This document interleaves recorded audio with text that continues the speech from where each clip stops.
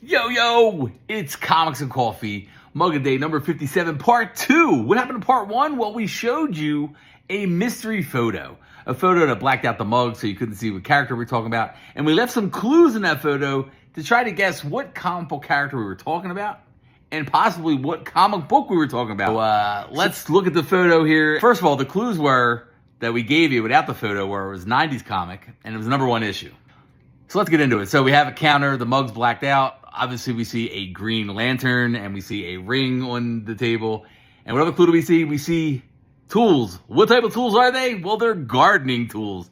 Green Lantern, a ring, gardening tools. Well, of course we are talking about #1 issue, 1992, Guy Gardner, where he is elevated to his own comic book. But it's Guy Gardner. And as far as the mug goes, well, we're going to hold off to show you the mug because it's pretty funny. I'm going to show you the mug at the end of the video. So Guy Gardner gets his own issue here, but this was preceded by Guy Gardner Reborn, a 3-issue miniseries that showcases Guy Gardner after he lost his power ring to Hal Jordan. He's looking for a new power source, and at the end of this miniseries, spoiler alert, he ends up with Sinestro's lost yellow Green Lantern ring. So now he has a power source, now he's like a vigilante, and DC execs saw enough attention and saw enough sales from that miniseries to warrant getting his own series. 90s was crazy. They tried all kinds of things. So we got Guy Gardner as a vigilante. Now they're trying to upgrade him a little bit.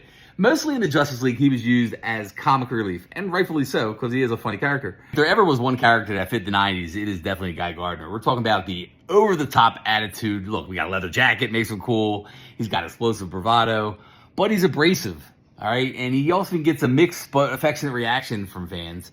You know, mostly we like Guy Gardner because he's funny. He's an asshole, but he's a funny asshole. Now, Guy Gardner was written by Gerard Jones, and the art was done by Joe Staton, and it lasted 42 issues. However, the first 17, it was just Guy Gardner. After 17, he lost his power ring and gained some Voldarian shape-shifting abilities, and he became Guy Gardner Warrior. And like I said, lasted to issue number 44. And then later on, we seen him show up in Green Lantern Corps, which is really good. I love this cover right here, Green Lantern Corps 0. Guy Gardner, issue #1, 1992. Now, what about that mug?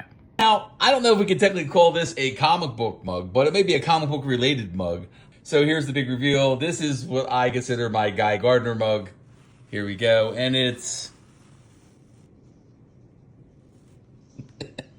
This has been Comics and Coffee Mug of the Day number 57.